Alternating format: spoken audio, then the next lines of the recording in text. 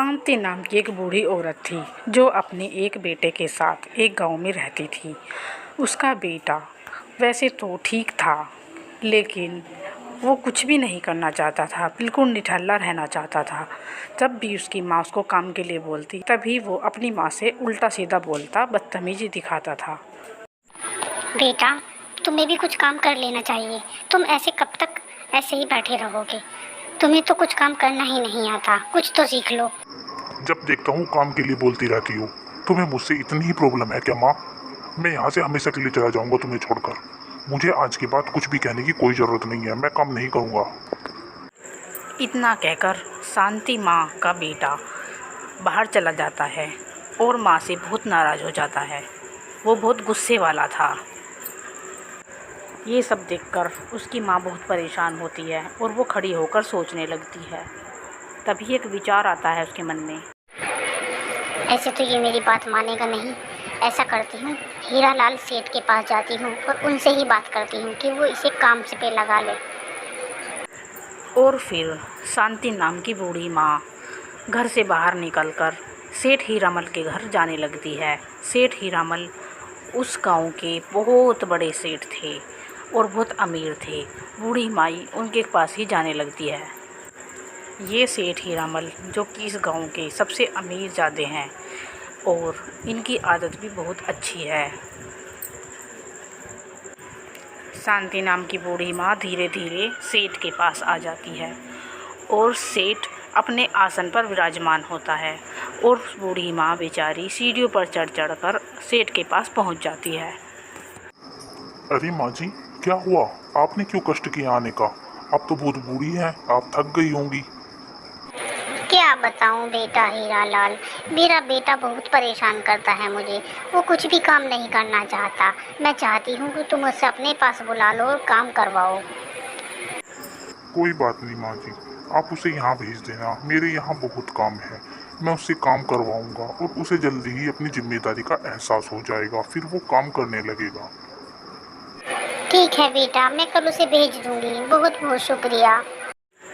और फिर शांति नाम की बूढ़ी माँ वापस अपने घर के लिए निकल लेती है। अब माँ मन मन में खुश हो रही थी। माँ को लग रहा था कि सेठ उसको अपने पास बुलाएगा और काम कराएगा तो उसकी समझ में सारी बात आ जाएगी। माँ धीरे धीरे बूढ़ी माँ अपने घर पहुँच जाती है और घर पर जाकर थोड़ा आराम करती है क्योंकि वो बहुत थक चुकी थी। बूढ़ी माँ बैठकर आराम कर रही थी। तभी उसका बेटा बाहर से घूमकर वापस घर आ जाता है और अपनी माँ के पास जाने लगता है। अरे बेटा, आ गया तू? तेरे लिए बहुत खुशी की बात है। हमारे गांव में जो सेठ हीरामल है, उन्होंने तुम्हें बुलाया है। वो तुम्हें अपने यहाँ बहुत अच्छा काम देंगे और तुम कल उनके पास चले जाना। माँ, मैंने तुम्हें पहले भी मना किया था, मैं कहीं नहीं जाऊँगा। मैंने तुमसे नहीं कहा था कि तुम सेठ हीरामल के पास जाओ और उससे कुछ बोलो। बस करो, चुप हो जाओ। तुमने बहुत अपनी चला ली, अब तुम्हारी एक भी नहीं चलेगी।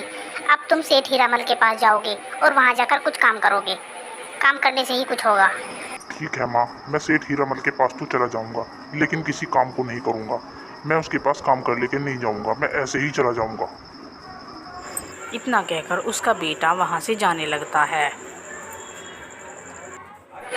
हे भगवान, चलो अच्छा हुआ, ये जाने के लिए तैयार तो हुआ। चला जाएगा तो काम तो करना ही पड़ेगा फिर अगली सुबह बूढ़ी माँ का बेटा सेठ हीरामल के पास जाने लगता है। सेठ हीरामल के पास वो काम करने के लिए नहीं जा रहा था, घूमने के लिए जा रहा था। बूढ़ी माँ का बेटा सेठ हीरामल के घर पहुँच जाता है और चारों तरफ घूमने लगता है। सेठ हीरामल का घर बहुत बड़ा था, देखने में बहुत आलीशान था।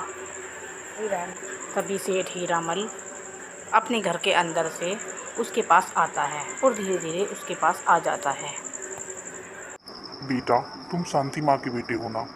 बताओ, तुम क्या काम कर सकते हो? मैं तुम्हें तुम्हारी ही पसंद का काम दूंगा। तुम जो भी पसंद करोगे मैं वही करवाऊंगा तुमसे। ए सेठ, तेरा दिमाग खराब तो नहीं हो गया? तेरा दिमाग भेजा उड़ गया है क्या तेरा? मैं तेरे पास काम करने के लिए नहीं आया हूँ, मैं ये बोलने के लिए आया हूँ कि मेरी माँ को समझा दे, मैं काम नहीं करूँगा। इतनी बात सुनकर सेठ को बहुत तेज गुस्सा आ जाता है। शांति माँ तो इतनी अच्छी है, तू इतना बदतमीज है। निकल जा मेरे घर से, अभी इसी वक्त यहाँ से निकल। हाँ हाँ जा रहा हूँ, मुझे भी कोई शौक नहीं है यहाँ रुकने का, लेकिन मैं सेठ तुझे जरूर देख लूँगा। तू बहुत गुस्सा करता है ना, मेरे अंदर तुझसे भी ज़्यादा गुस्सा है। और थोड़ी ही देर बाद शांति माँ का बेटा बहुत गुस्से में हाथ में गन लिए वापस आता है। सेठ हीरालाल को मारने के मूड से वो वापस आता है। शांति माँ का बेटा सेठ हीरालाल के ऊपर बंदूक चला देता है और बहुत गुस्से में होता है, सारा गुस्सा निकाल देता है। शांति माँ का बेटा सेठ को मार देता है और बहुत तेज़ी से दौड़ दौड़ कर वापस हो जाता है, वापस भाग जाता है। फिर शांति माँ का बेटा तेज़ तेज़ दौड़कर अपने घर पहुँच जाता है और अपनी माँ के पास जाने लगता है। अरे नालायक बेशरम, ये तेरे हाथ में क्या है? बस अब मुझे यही दिन देखना बाकी रह गया था क्या? नालायक। माँ मैंने सेठ हीरालाल को मार दिया है, वो मेरी बेइज्जती कर रहा था, मुझे अपने घर बुलाकर मेरी ही इंसल्ट कर रहा था। अरे नालायक, ये तूने क्या किया? तूने सेठ हीरालाल को मार दिया। तुझे जरा सी भी शर्म नहीं आई? तुझे पता है वो हमारे गांव में सबसे अमीर ज़्यादा इंसान है और तूने उसको मार दिया। बस करो माँ, शांत हो जाओ, वरना मैं तुम्हें भी मार दूंगा। अगर तुम ज़्यादा एक्स्ट्रा बोलोगी तो मैं तुम्हें भी ख़त्म कर दूंगा माँ। बूढ़ी माँ बहुत डर जाती है और तभी फ़ोन निकालकर बातें करने लगती है और पुलिस को बुलाने लगती है। तभी शांति माँ का बेटा अपनी माँ के ऊपर भी गोली चला देता है, उसे कुछ भी नहीं सोचता और अपनी माँ को भी मार देता है।